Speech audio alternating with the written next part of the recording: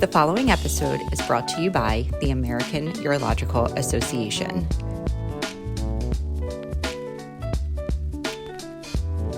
Good evening, and welcome to AUA's Contemporary Management of MIBC and Beyond, Expert Guidance for Urologists live virtual course. We strive to offer outstanding educational courses and greatly appreciate your evaluations and general feedback so that we can continuously improve our programs. The AUA is accredited by the ACCME and designates this live activity for a maximum of 1.5 AMA PRA Category 1 credits. Course handouts from the presentation have been made available to you. Please visit AUA University to access the handouts. Evaluations are very important to us. Course evaluations and CME credit will be administered electronically on AUA University immediately following the course. As we at the AUA continue to develop virtual education that meets your needs, we especially welcome your feedback regarding both the content and format of this program. All persons in a position to control the content of a CME activity are required to disclose to the AUA as the ACCME accredited provider all financial relationships with an ineligible company, formerly commercial interests, during the previous 24 months. An ineligible company is defined as someone whose primary business is producing, marketing, selling, reselling, or distributing healthcare products used by or on patients. The AUA must determine if the individual's relationships are relevant to the educational content and mitigate any conflicts of interest prior to the commencement of the educational activity. The intent of this disclosure is not to prevent individuals with relevant financial relationships from participating, but rather to provide learners with information so that they can make their own judgments. Coding advice during the presentation are of the opinion of the presenters and may not have been vetted through the AUA for accuracy. Please verify accuracy prior to reporting on medical claims. You are prohibited from using or uploading content you access through this activity into external applications, bots, software, or websites, including those using artificial intelligence technologies and infrastructure, including deep learning, machine learning, and large language models and generative AI. The AUA would like to thank Astellas and Pfizer Inc. for providing an independent educational grant in support of these activities. Finally, I'd like to introduce and extend a special thank you to our course director, Dr. Ashish Kamat, for his time, talent, and expertise in developing this program. Dr. Kamat is a professor and attending surgeon in the Department of Urology / Division of Surgery. He is also the director of the Urologic Oncology Fellowship Program. Dr. Kamat is an internationally recognized expert in the urologic oncology. He has a special interest in cancers of the bladder and prostate with an emphasis on organ-sparing therapies, minimally invasive techniques such as robotic surgery, and orthotopic bladder substitution, neobladder. While he is busy clinically active surgeon, he maintains an active research portfolio in order to improve the care of patients. In the clinical arena, in concert with efforts to develop novel therapies, Dr. Kamat's efforts are directed towards identifying predecessors of response to therapy, especially immunotherapy, as a first step towards personalized cancer therapeutics. A major focus of his laboratory research is to develop novel treatments for bladder cancer using the approach which encompasses novel use of existing agents, the identification or novel targets and therapies, or a combination of these strategies. I will now turn the course over to Dr. Kamat. Thank you so much, and welcome everybody to this very, very important course that we have had the pleasure of being invited to host for you all. Based on the documented needs from the AUA Advanced Bladder Cancer Global Needs Assessment, the AUA is offering education to update urologists on the latest advancements in muscle-invasive bladder cancer treatment. The learning objectives are listed here. Essentially, it's to describe multimodal therapy for bladder cancer, analyze the role of neoadjuvant adjuvant therapies, utilize knowledge of checkpoint inhibitors and antibody drug conjugates in their mechanism of action and use, examine ongoing clinical trials and emerging treatments that are shaping the future, and of course, employ appropriate patient and family educational strategies for the treatment of bladder cancer patients. So now it's my distinct pleasure to introduce our experts that are joining us today. First off, Dr. Ananya Chowdhury is Chair of Clinical Oncology and Clinical Lead for Advanced Radiotherapy within the Division of Cancer Scientists, University of Manchester. Professor Chowdhury really needs no introduction. She's undertaken a lot of research, a lot of clinical trials, and is really focused on newer techniques of imaging technology and radiotherapy delivery. Dr. Seema Porton is a urologist and professor at the University of California, San Francisco. She specializes in the diagnosis and treatment of cancers of the GU systems with specific interest in bladder cancer. And her research focuses on new tests and treatments for bladder cancer, which really affects a lot of patients. Rick Bangs is a dear friend. He's a bladder cancer survivor, has a 2006 model neobladder. And with that neobladder and with his zest, he is active in a variety of roles, including research advocacy, government lobbying, educational support. He serves on the bladder and penile cancer patient advocate for the NCCN, on CIPRIT advocate reviewer, and as a patient advocate on ASCO and AUA guidelines panels. And last but not least, Dr. Shilpa Gupta is Director of the GU Medical Oncology at the Cleveland Clinic. She has research interests that are varied, but include novel drug development and understanding biomarkers. She's active in several professional organizations, including the ASCO, AUA, AACR, SITC, Beacon, Prostate Cancer Foundation, and European Society of Medical Oncology. So with this is our star panel, and let's just get right into segment number one. So essentially, let's talk about treatment approach, right?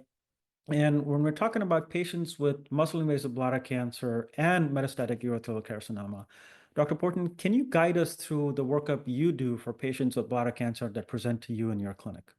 Sure. In addition to a full history and physical, of course, patients who present with muscle-invasive or advanced disease definitely need lab tests, including a comprehensive metabolic panel, liver function test, and including an ALK phos, as well as a CBC.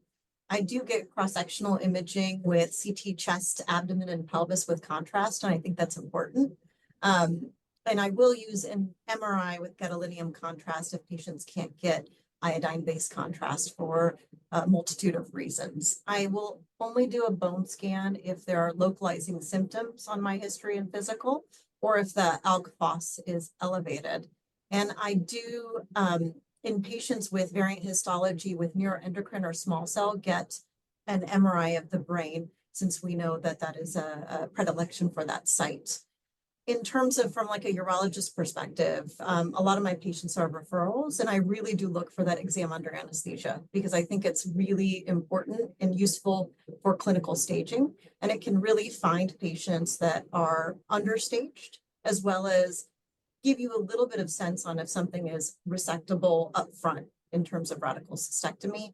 You can also look at things like hydronephrosis on your scans, as a marker of, or a surrogate of upstaging, and then address that with a stent or a nephrostomy tube to optimize renal function. So patients have all the options available to them.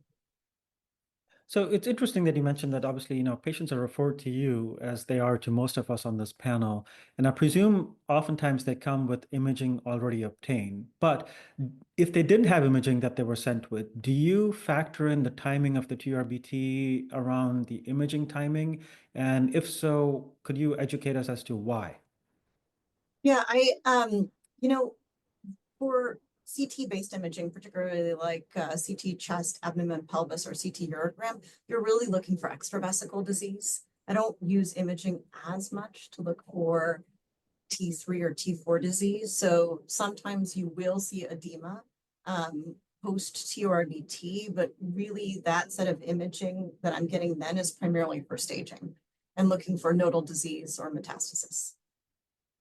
Yeah, and one of the things that we always have to emphasize to folks is that if you have a CT scan that's done immediately after TURBT or within a week or so, it is worse than flipping a coin when it comes to detecting T3 disease, because it will show you T3 disease when there's none that exists. So either get it before, do the EUA, or wait for a while afterwards if you really are relying on your imaging, because let's face it, today, a lot of patients have really large BMIs and you can't really do an EUA that means much, and you have to rely on imaging.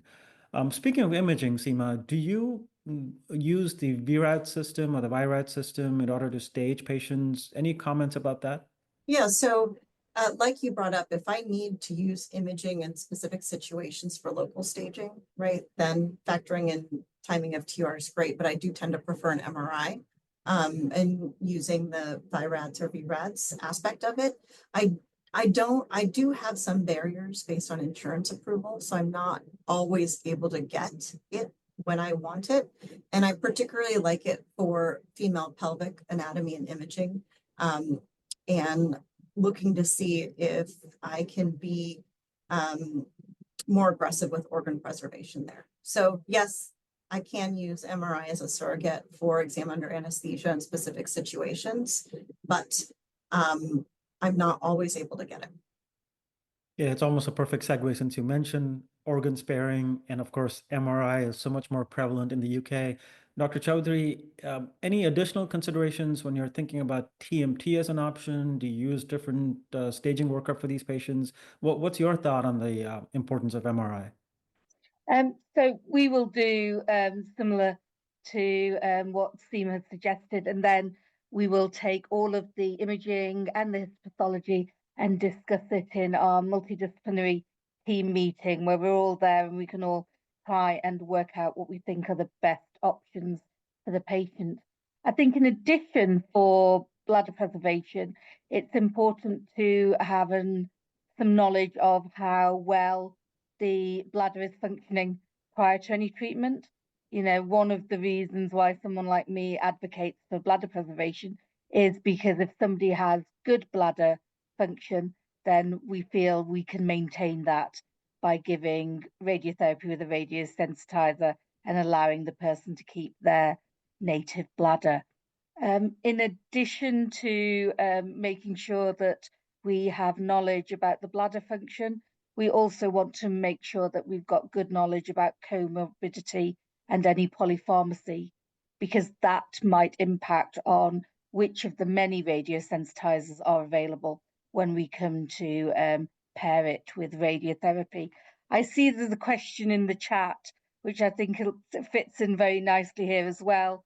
One of our colleagues has written, do you suggest PET scans for staging at all? In the UK, in our guidelines, it basically tells us that we can do PET scans if we think it's going to affect the decision making.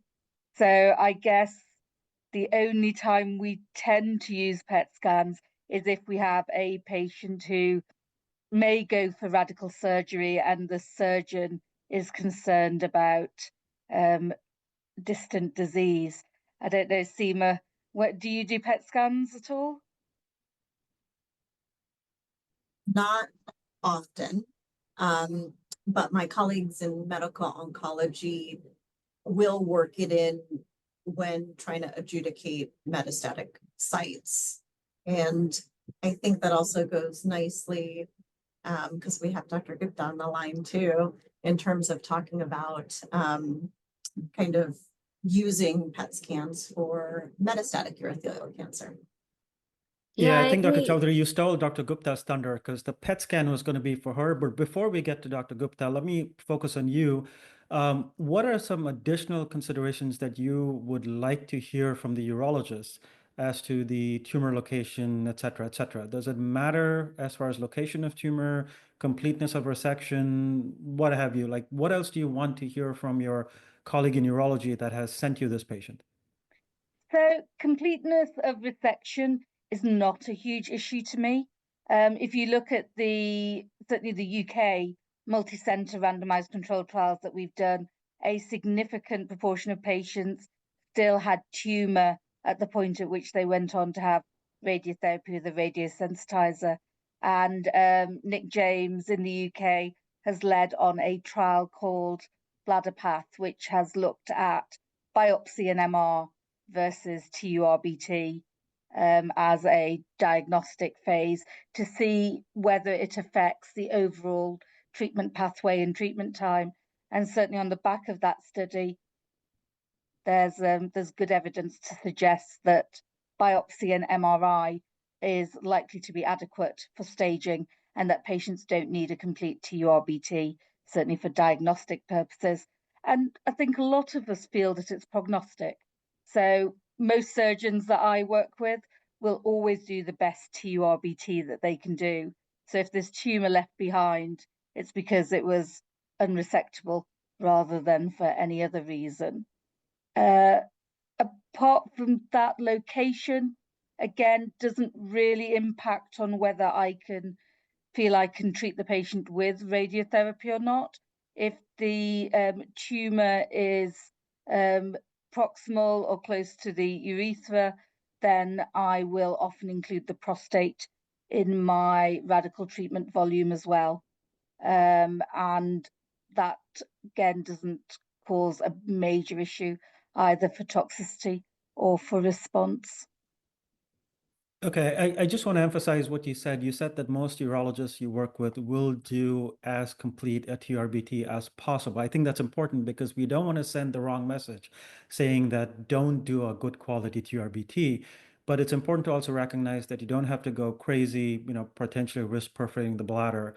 And I do want to clarify that the bladder PET trial simply looks to see whether MRI can come in and help the patients get to quicker treatment in the UK system.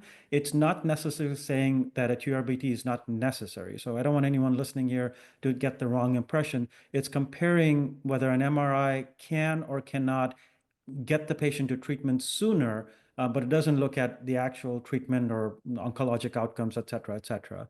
Dr. Gupta, now coming to you, right? Any specifics about imaging for metastatic urothelial cancer, the role of PET, the role of ctDNA? So thank you for having me on this. So we routinely do not do PET scans unless we are trying to rule out metastatic disease. For localized disease, like Dr. Poten said and Dr. Chaudhary said.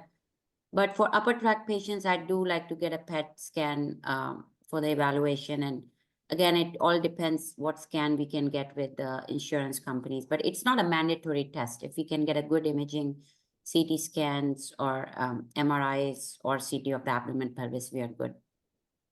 And what about ctDNA? Is that part of your normal workup for patients? Not really. It's still a mode of a great research interest, but we are doing the ctDNA testing for our adjuvant bladder cancer patients as well as for immune monitoring, just to collect the data, but we're not making treatment decisions based on that. Okay, great. So that sort of wraps up segment 1 in a way, and let's now move to segment 2, which is essentially neoadjuvant and adjuvant therapy strategies.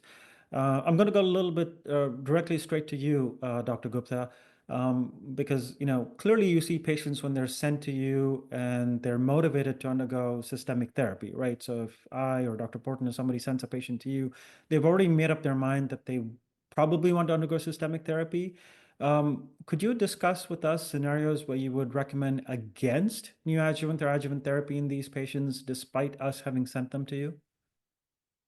Well, when our urologists send us patients, we certainly want to thank them because we want more and more patients to get the standard of care, which is offering them perioperative therapy when needed. I think the only time when I would say against the use of neoadjuvant therapy is when they're really not great candidates for cisplatin per se. But those patients have already been seen by our urologists and they're well aware of who can or cannot get cisplatin. But, as medical oncologists, our threshold for giving cisplatin has gone down in the recent years, and we're very comfortable giving cisplatin to patients even with creatinine clearance of 40 mils per minute, as we saw in recent trials. And patients whom I usually don't push for neoadjuvant therapy are those with pure squamous cell bladder cancer, which, anyways, are not referred to us that much. As far as for adjuvant therapy, yes, there are patients where I don't push for it because I don't think that every patient needs it. And those patients may be the ones who have upper tract disease, because we've now seen from 3 randomized trials that adjuvant immunotherapy does not really benefit those patients. So it's a discussion of risk and benefit. And also patients who've had neoadjuvant chemotherapy, they tend to benefit more from adjuvant nivolumab. So we really try to offer that. And we also now have to discuss with the patients that, there's no overall survival absolute benefit with adjuvant nivolumab. And how does that play in when we have really life-prolonging therapies in frontline metastatic setting, and then we let the patient make an informed decision. So Shilpa, Matt Galsky presented some data, right, with interim OS analyses, and even folks that were sitting on the fence with the event-free survival data are sort of coming over and saying, well, the interim OS data seems to be suggesting a benefit. Am I right in hearing you saying that you still don't recommend adjuvant nivo despite that data? So I think that the trend is in the right direction, but it did not meet the pre-specified statistical boundary. So it's not statistically significant, but it is trending in the right direction. And there's a lot of nuances, about the control arm, how many patients had access to subsequent therapies. And so, like I said, we discuss with the patients and we go with that, but we do offer it to patients who need to get it. Okay, so Dr. Porton, you heard Dr. Gupta saying that if a patient is sent to her for adjuvant therapy, immunotherapy, she may not give it to the patient, right? But when you're seeing the patient, and I forget where I read this, but there is some statistic that says that for every 1 hour that a patient spends with a medical oncologist, they've spent 11 hours with the urologist first, right? Because we see the patients, we diagnose them, we do the TRBT, give them the pathology report. So clearly, the patients have a relationship with you. And how do you counsel your patients when it comes to choice between neoadjuvant chemotherapy or cystectomy, followed by adjuvant therapy? What's your thought process? Yeah, I acknowledge there's definitely effective adjuvant options. And then for the nuances that Dr. Gupta described about why that adjuvant treatment may or may not be recommended for a patient. But in terms of this conversation about, well, maybe we can skip neoadjuvant and then just go to adjuvant, right? I really do kind of stick by our guideline recommendation for encouraging patients to proceed with neoadjuvant chemotherapy if they can, right? Because I think when you look at the Checkmate study with nivolumab for patients with high-risk disease and pathology, and when you look at the subgroup analysis, it did seem to impact those patients with neoadjuvant chemo more. And so in my mind, I say, okay, well, if we do neoadjuvant chemotherapy and we get a good response, then great, maybe we can minimize sort of treatment burden and overtreatment. But now that if there's still really high risk disease, like YPT2 to T4A or N positive, then maybe those patients, right, I would encourage to consider adjuvant therapy. In terms of patients who haven't had neoadjuvant and are considering adjuvant and trying to make that decision, I mean, I think you can talk to them about the data, right? And acknowledge the difference between like event-free survival and overall survival. But really in the end, they do want to hear what would I recommend or what would I do if it were me, right? That's what patients want to hear. And it's just about talking through them with that, what side effects are, how they're doing in their recovery after cystectomy. And this is where I think the newer trials, like Modern, looking at ctDNA in this aspect, are going to be very, very helpful in making that conversation a little more straightforward. But right now, it's really about goals of care, optimizing those for patients, minimizing side effects, and sort of meeting them where they are. Yeah, here at MD Anderson, we actually do not offer neoadjuvant chemotherapy. We'll discuss it, but we don't recommend it for every patient with muscle-invasive bladder cancer. Sort of alluding to what you and Dr. Gupta was saying, which is you're trying to avoid unnecessary toxicity, right? So if somebody has a really small T2 tumor, there's no variant histologic subtype, there's no lymphovascular invasion, there's absolutely no reason to suspect this patient may have macrometastases. We actually would take them straight to radical cystectomy and then use the pathology to decide on adjuvant therapy, whether it's chemo or immuno. That discussion is something that remains to be had. I do want to circle back a little bit to you, Dr. Gupta, and ask you, have the results from the Niagara study convinced you to switch your neoadjuvant chemotherapy regimen? Yes, absolutely, Ashish. As you know, Niagara is a pivotal study, the first perioperative study in the space. Over 1,000 patients who were treated with gemcis and durvalumab versus gemcis, and then the experimental arm patients continued adjuvant durvalumab, and we saw already event-free survival and overall survival benefit. And we also saw that in this study, there were patients who had variant histology subtypes, and they were included. Patients with node-positive disease were included. Creatinine clearance was as low as 40 mils per minute, where we could use split dose cisplatin. So I think this really changes the treatment paradigm for us. And as soon as it is approved by the authorities, we will make this a standard. And that brings us to the next question, what happens to adjuvant nivolumab? So if this becomes the standard, the whole idea of us discussing before who will we offer adjuvant nivolumab to will need to be reconsidered, because this is a perioperative study and patients will continue adjuvant durvalumab. And having said that, I will again say that this study and the upcoming perioperative studies won't really answer the question who needs adjuvant immunotherapy, because even in the Niagara study, if somebody had a pathologic complete response or PT1 at surgery, I don't think we really need to offer them durvalumab, but that's how the study was designed, without separating the neoadjuvant and adjuvant portion. And similarly, if somebody got gemcis durvalumab and they had upstaging, they're still getting adjuvant durvalumab. So, we really haven't figured out as a society how to select patients for adjuvant versus neoadjuvant, but I think this is a great step forward. Yeah, no, that's an important point that you bring up, because clearly the trial threw everything at the patient all at once. And rather than personalizing it to patients, every patient got the adjuvant therapy arm. So something to keep in mind. And that brings us to, Mr. Bangs, Rick. We really are all here because we're trying to make an impact on outcomes for patients, right? But we sometimes forget to ask the patient. So from your perspective, from a patient perspective, what is really important to consider? So there's a couple things that I think this conversation needs to take into account. Well, the first is that for most patients, they think their cancer is the tumor. And so in some respects, it may be easier to convince somebody to have the radical cystectomy first, because then you're getting the tumor out. That said, as has already been mentioned, for some portion of patients, neoadjuvant chemotherapy would be the appropriate step.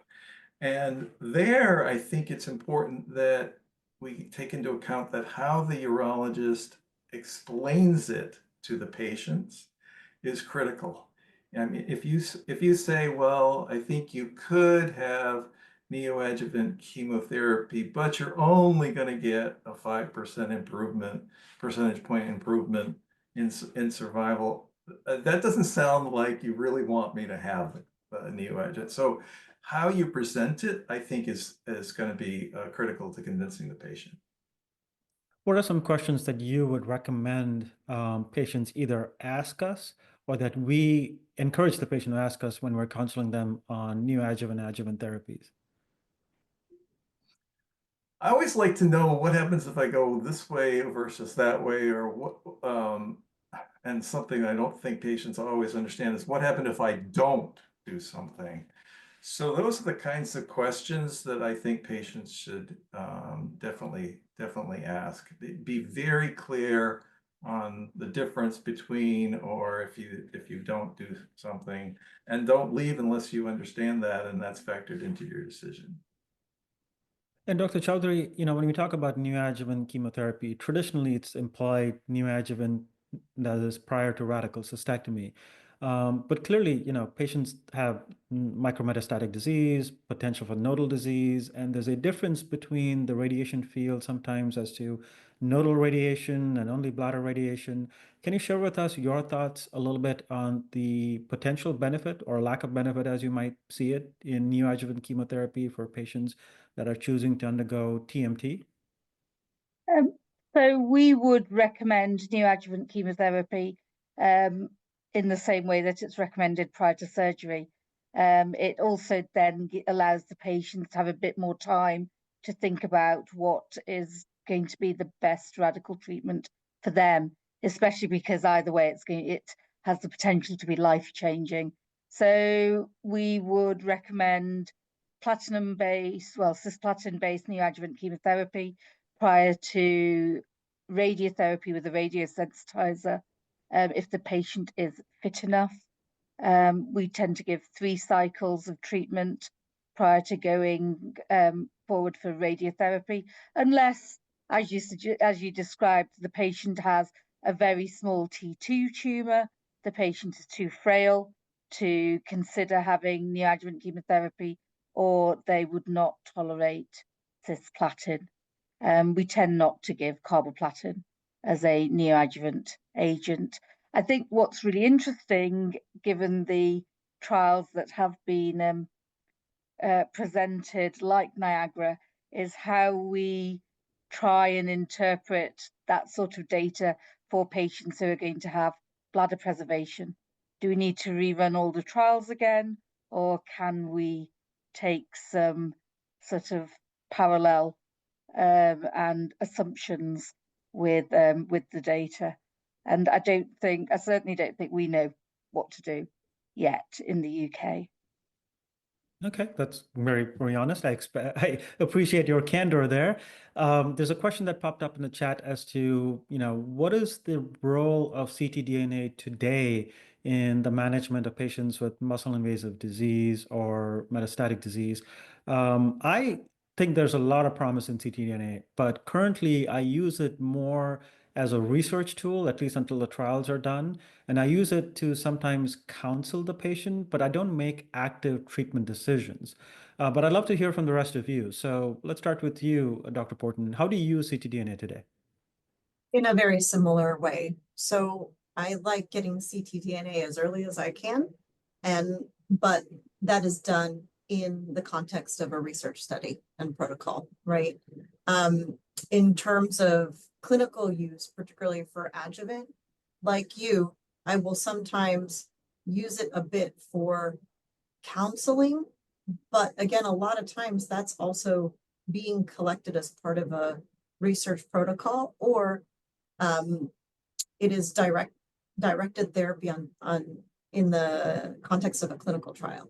So I'd say right now remains to be determined in making actual true clinical decisions until some of these studies are completed. Dr. Gupta? Yeah, I totally agree. We've seen the post-hoc data from the IMvigor010 where we saw that patients with high-risk disease after treatment with atezolizumab, the ones who benefited were those who had ctDNA positive. But that's why the IMvigor011 study got done, and it will answer this question in a prospective randomized setting. And I think we don't need to start applying ctDNA results to making our own decisions in the clinic unless we have the evidence from this trial. And as you know, through the cooperative group trials, there's a modern trial that is being led, also addressing the question around ctDNA positivity. So at this point, I'm using it for data gathering, and then, patients are curious to find out what their ctDNA is. And what I do is, if let's say somebody's ctDNA has been negative and then it goes up, then I just move the imaging sooner. So to make sure that, patients have not progressed or have had recurrence, and have that discussion with the patient. Yeah, I think that's important because, the key thing to remember is the enthusiasm for ctDNA is great, but we have to remember we want to do no harm, right? So we don't want to overtreat patients and do anything that would take them down the wrong path until we actually have the data for it. Let's move on to segment number 3. And the topic of this segment is checkpoint inhibitors and antibody drug conjugates. And there's been so much activity. I mean, the paradigm shift going from chemotherapy-based to EV-Pembro, ADCs, checkpoint inhibition. I mean, we could literally have a whole webinar on that. But I'm going to give you 8 minutes, Dr. Gupta. If you could talk to us and educate our audience on where we are, why so much enthusiasm with EV-Pembro, how did it come about, where is it taking the field, that'd be great. Thank you. Doing this in 8 minutes is a big task, but I will mention for our audience that after a long gap of almost 4 decades, we saw that the EV302 trial, which was the pivotal trial presented at ESMO 2023, that combination of enfortumab vedotin, which is a unique antibody drug conjugate, and pembrolizumab beat the standard of care GemCis or GemCarbo in the frontline setting for locally advanced and metastatic urothelial cancer patients. And the overall survival was doubled compared to the control arm to 32 months. And progression-free survival was also doubled. Response rates were really tremendous, regardless of the site of metastases, especially patients with visceral metastases who would not benefit from immunotherapy or chemotherapy. We saw tremendous responses. So that is our current frontline standard of care whenever patients can get it. And that is the enthusiasm for this regimen. And we now know that this regimen is being looked at in the earlier settings of perioperative setting, and we will see those trials read out soon. And this is why we want to make sure that we are not over-treating patients with unnecessary treatment in earlier settings. You know, if we start giving everybody adjuvant immunotherapy, for example, and then we are, and knowing that this patient has less likelihood of benefiting from it, then if they do develop metastatic disease, then we don't have the data to re-challenge with IO again or use EV and Pembro again. So I think that is one advancement in the field that we as medical oncologists and everybody is very excited about. The other exciting thing, which we already discussed, is the Niagara trial, where patients with muscle-invasive bladder cancer, including variant histology, as well as node-positive disease, were randomized to GemCis, durvalumab, versus GemCis. And the learning curve here is that, you know, historically, we are only comfortable by giving cisplatin to patients with creatinine clearance in the 50s. And here, the threshold was lower to 40s. So we need to get comfortable using split dose in the community settings. And in this, we saw at the first analysis, the event-free survival was 46 months with GemCis and not reached in the durvalumab arm, and the hazard ratio was 0.68. So this was one of the primary endpoints that was met. One of the secondary endpoints was overall survival, which was also significantly improved with GemCis durvalumab. We did not see a significant improvement in the pathologic complete responses. For example, in the control arm, the PCR rates were 27.5%, and in the experimental arm, it was 37.3%. Did not meet the pre-specified boundary, and this was the primary endpoint. But that makes us ask the question if PCR is really a valid endpoint in the setting of immunotherapy. And Ashish, the work we've done with IBCG, we are asking these questions more so that event-free survival and overall survival are important. I will mention, though, that the Niagara study was completed accrual over 5 years ago when we did not have adjuvant immunotherapy options. So we have to take that data with that information that, you know, adjuvant immunotherapy was not available. We don't yet know what treatment the control arm patients got eventually, but I think it's a really good step in the right direction, and we have to start adapting these two treatments. And moving forward, I think we'll see a lot of studies read out in the near future with the perioperative use of EV Pembro versus GemCis, and EV Pembro in cisplatin ineligible patients prior to cystectomy, and you know, the Volga trial where immunotherapy doublets are being compared.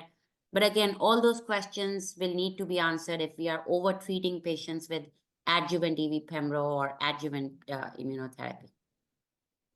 So Shilpa, let me just have you take our audience briefly through your thought process. First line, second line, third line, and the metastatic setting, just briefly. So the front line is EV Pembro, unless patient cannot get EV for, you know, significant neuropathy or diabetes that we really can't control, which is very rare.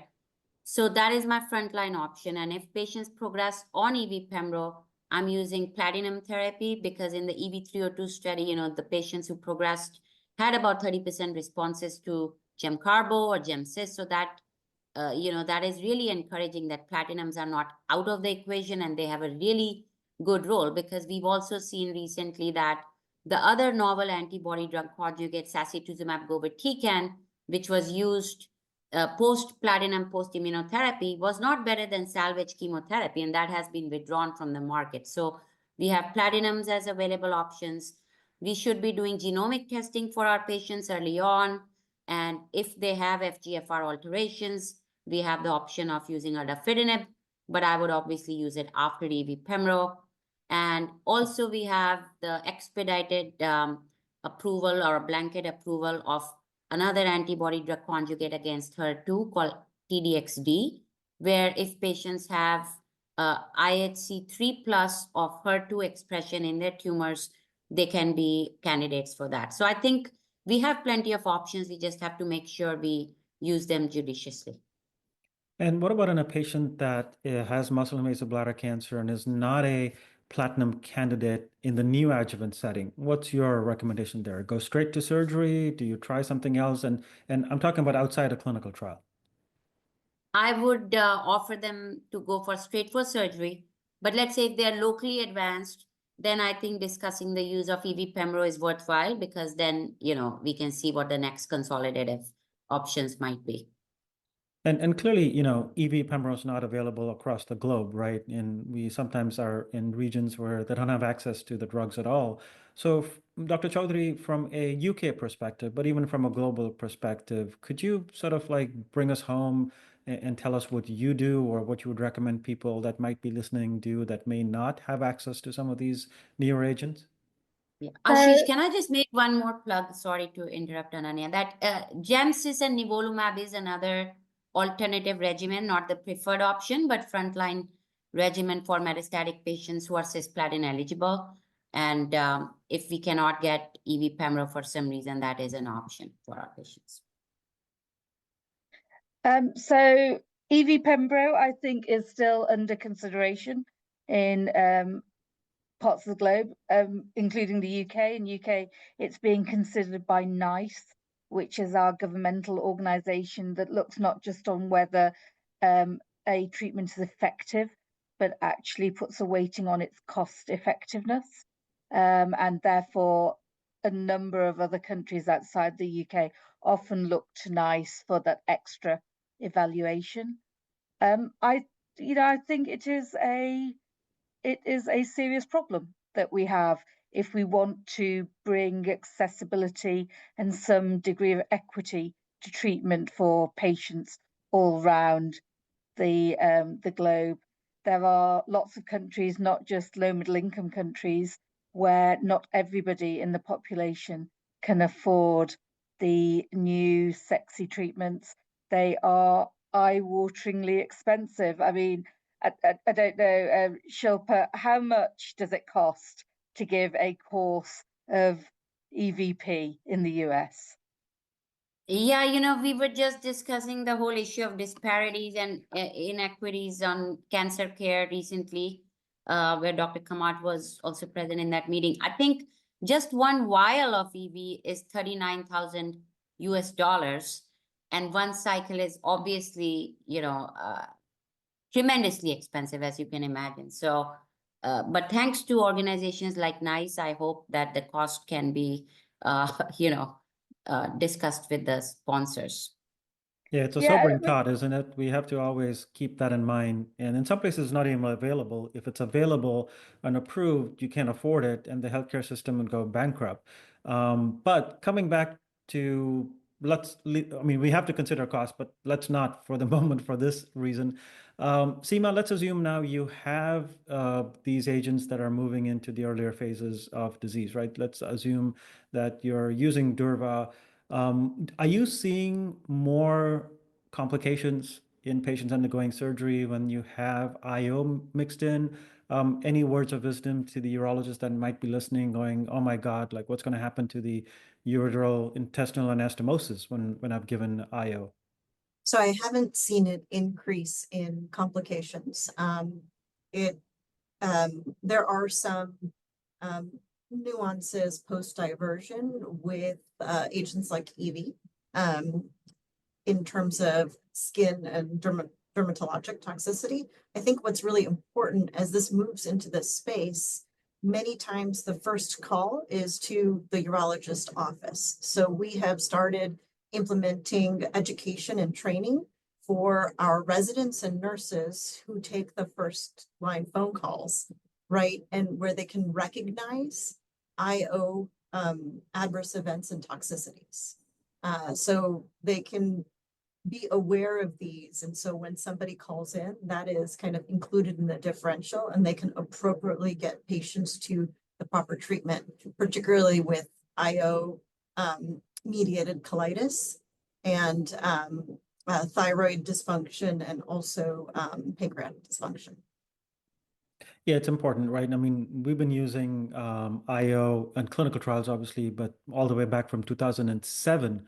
And I can say that it's important to adhere to the little bit of a washout period. You don't want to go in and plan your radical cystectomy or surgery on the patient too soon, because you will have inflamed bowel and you will have inflammation that sometimes makes the anastomosis or the surgery a little bit harder for those that may not be doing it all the time, but even for the patient. So 4 weeks seems to be a good washout, but beyond that point, really haven't seen any increased complications at all, so long as you adhere to good surgical and oncologic principles.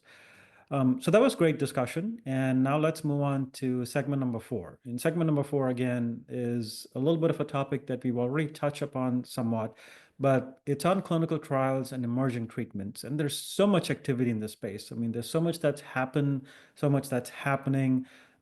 We have localized therapy for muscle-invasive bladder cancer, intravesical delivery devices such as the TAR system. Obviously, Dr. Gupta and Dr. Chowdhury mentioned some exciting aspects in their field. So let's go straight to you, Ananya. In your arena, right? What excites you about where the field is heading in muscle-invasive bladder cancer from a radiation oncologist perspective? So I think we have exciting developments in technology. So the use of AI, faster computing, is allowing us to do much more personalized radiotherapy than ever before. We can do daily contouring, daily replanning, and therefore basically some patients can get a bespoke treatment for every single dose. We give 20 fractions over 4 weeks. So that's effectively like having a new plan every day for 20 days. You can do it with CT guided linear accelerators, and also, but there's also MR guided linear accelerators. And I think certainly with the use of MR, one of the really exciting prospects over the next 5 to 10 years will be the ability to do functional imaging before, during radiotherapy, and then do something that akin to biological adaptation. If we can see what's actually happening to the tumor and the normal tissues while the patients are having radiotherapy, we can make adaptations during the course of treatment, as well as maybe using those images to find out which patients will benefit from further intensification of treatment in the long run. And then that leads us to combining all these novel agents with radiotherapy. I think there's a lot of work to do there. It can be really complex because the total dose, the dose per fraction, can all impact and also on novel agents and how they work with radiotherapy. And on top of that, the sequencing. Do you give your novel agents before radiotherapy, while the patient's having radiotherapy, or in the adjuvant setting? So I think there's lots and lots of exciting things going on. There are lots of research questions we can ask, and it's really what order we do things in. Anything that's being done in the field of radiotherapy to decrease the secondary effects or the side effects of radiation, the delayed radiation cystitis, etc.? Any activity in that arena? There's the way we've tried to tackle that as a specialty is really by making our radiotherapy more accurate. So I think a lot of departments will do daily image guidance, which means that every day you can see the position of the bladder, but also the surrounding normal tissues. And when you can then volume and do the planning every day, then that means you can make adjustments to minimize, for example, the amount of bowel that's coming into the field, and making sure that the high doses of radiation are focused on the bladder. There has been research done in radioprotectants, and actually there's quite an interest in the microbiome as well. There's some data out there suggesting that the makeup of the bowel microbiome might affect the risk of toxicity in patients receiving radiotherapy. Exciting times. Dr. Porton, from a urologist perspective, what are you looking forward to in the next 3 to 5 years? I think a big question, an exciting question, is bladder preservation, but not necessarily with radiation. So can we avoid local treatment completely? I think that's a really interesting question, and potentially something that might get answered or addressed by our novel drug delivery devices, like you mentioned, TAR, maybe better predictive markers. I also think that the field of molecular imaging is exploding, similar to what we've seen for prostate cancer and PSMA scans and how they've revolutionized treatment and staging. I think that that will be really exciting in the coming years for bladder cancer. And I also think conversely, with these more potent systemic options, perhaps patients that we didn't really consider before for need for local control, that may be an opportunity for durable disease control, right? So radical cystectomy or radiation in patients with more advanced stage disease. Now, clearly, with systemic therapy having a local effect, that is an avenue of research and interest for sure. But are you also looking forward to local modalities where you can avoid the toxicity of systemic exposure to patients? Are there any such things that you might want to educate our audience about? Correct. And I think you're possibly referring to some of the studies looking at the TAR device with slow release intravesical gemcitabine to be able to give some degree of chemotherapy from a local aspect versus systemically. I think that is pretty interesting, and could be a exciting avenue for the future as well. Yeah, and also Dr. Lee led a study that it published recently on using cruised imaging with Pembro, and again had a remarkable local effect in the bladder with PET-CR, with obviously Pembro being systemic, but local delivery of agents. So I think it'd be great if we can have something that's locally delivered and still allows the patient to avoid radical surgery or even radical radiotherapy and save their bladder. But again, there's most of the activity that going on in the systemic arena, and that brings us to our medical oncologist. So, Dr. Gupta, what are you most excited about? What's happening? Where are we headed? What do you think is going to come down in the next 2 to 5 years? Yeah, totally echo what Dr. Chaudhary and Dr. Porton said. I want to first say for information here that we are actually looking at novel antibody drug conjugates combining with adaptive radiation. Ananya, we have a trial called RAD-SG, which Dr. Omar Mian and myself designed, and we've enrolled patients on that. So I think that's an area of unmet need to have newer agents with radiation. And I think the field is headed in the direction, Ashish, where we'll have this plethora of options in the perioperative space, and then we really won't know what to do in the frontline metastatic space. So we need to, I think, take a pause and see, how to use these agents we have judiciously in the right way, how to avoid over-treatment. So I think the big question for me would be to really define which patients do need adjuvant treatment after neoadjuvant immunotherapy combination, whatever that may be. And what we are looking forward to is I think post EV Pembro, the patients who progress on that it's never a good situation for them, and we need to develop novel drugs in that setting. And lastly, I think selecting which patients need which treatment at which time, and really, even with EV Pembro, I think there's a lot of over treatment, because on the trial, EV did not have an end date, but we do know that median number of cycles is really around 9, so not everybody needs to continue it throughout. So I think we're trying to answer these questions now by designing trials, and in the next few years we'll have clarity as to what is the best way to use these agents. Yeah, no, I mean, clearly a lot of enthusiasm, and justified so, with EV Pembro, but Nectin is not on every tumor, right? So are you doing tumor profiling right now at an earlier stage? Or are you waiting for patients to progress after EV Pembro before you tackle that route? So I'm not testing for Nectin-4 because we have already shown that, regardless of the degree of Nectin-4 expression, the EV Pembro is effective.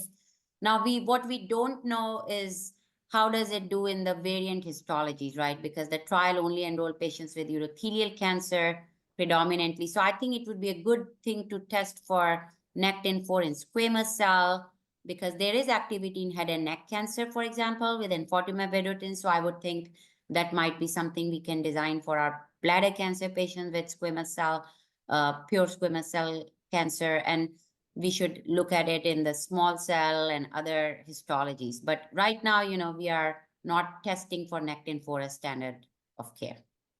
Okay, great. So let's now move on to segment 5, right? And again, this is in some ways the most important segment, because we're really here to discuss how we can improve the care for our patients, like I said. And what are some of the patient and family educational strategies that we can implement in our daily practice? Sometimes we get busy, we get bogged down with the whole thing of just seeing patients, and we have to step back and say, well, we have to keep at the front of our mind education strategies to educate patients about the newer treatment modalities that are coming in, how we can actually help them and guide them make the appropriate decision. So Rick, again, the floor is yours. I'm going to cede to you, and I do believe you have some slides to share with us. I do, but I will be cognizant of our podcast listeners. So let's go. Okay, so I'm going to talk about patient and family education strategies. And what I want to do is talk about them in terms of kind of two cornerstones. So the first one is calibrate. So when we're talking about patient and family education, and I think I want to emphasize the family part is really important to include everybody in this conversation. So when we talk about calibrate, what I'm referring to is how this information is provided. So I want you to think about the media that you use, some of the language that you're using. So English is not the first language for all your patients, whether it's culturally appropriate and calibrated, and who the participants are, again, including the family. And I also want to break it down into what content you provide. So there's a curation aspect here as well. So that's the calibration side. And then the second side, which is collaborate, I want you to think about advocacy groups as your partners in treating your patients. So the format I'm going to use is I'm going to ask a quiz question. I'm going to pause and let you think about the answer. Then I'm going to give you the answer, and then I'm going to try to broaden it out. All right, so the first question up is, what % of people are visual learners? All I want you to do is, what's your gut? What kind of number do you think this is? I will pause one more 5 seconds or so, and then we will go. Okay, so the answer is 65% according to this study by Richard Felder. There are other studies that suggest the number is even higher. So what does that mean? So that suggests that when you're educating patients and families, think about the fact that you're giving them all this oral information, and people tend to be visually or graphically oriented. So how you present that, the media that you use is important. For many patients, live interactions are great, but some will want virtual, maybe as a supplement. They may want to seek offline opportunities so that they can really soak on this information after they've heard that they've got this diagnosis. Already talked about language, and again, English is not first language for all your patients, and cultural appropriateness is obviously part of this as well. Shared decision-making is so critical, this context particularly, and so making sure that there's a collaboration with the patient in terms of how you're making the decision, and again, including the partner, the family, and friends. And then the specific patient, does this patient or the family members, are there learning disabilities? Is there hearing loss? Are they technically challenged? You don't want to send them out to a webinar or a podcast if they're technically challenged. All right, so that was the how side of the calibrate strategy. I want to talk about the what side. So the quiz question is, what % of patients were not counseled, again, not counseled before radical cystectomy on the possible sexual side effects? And this particular survey question was done by the World Bladder Cancer Patient Coalition. The sample size is 1,198. And I will acknowledge that there is likely to be some bias, but nonetheless, it's a pretty large sample. So again, what % of patients were not counseled before radical cystectomy on possible side effects, sexual side effects? Okay, the answer is 45%, right? So almost half of patients are not receiving this kind of information. All right, so in terms of calibrating the content, it's really important to think about what information you're providing and how much information you're providing. And for some patients, they want to know about the hows and whys. I would be one of those patients, but not everybody's like me. Not everybody wants a lot of information. Some just want, you tell me what to do and I'm going to do it. I would encourage you to consider a checklist as you're having these conversations and having checklists for different contexts.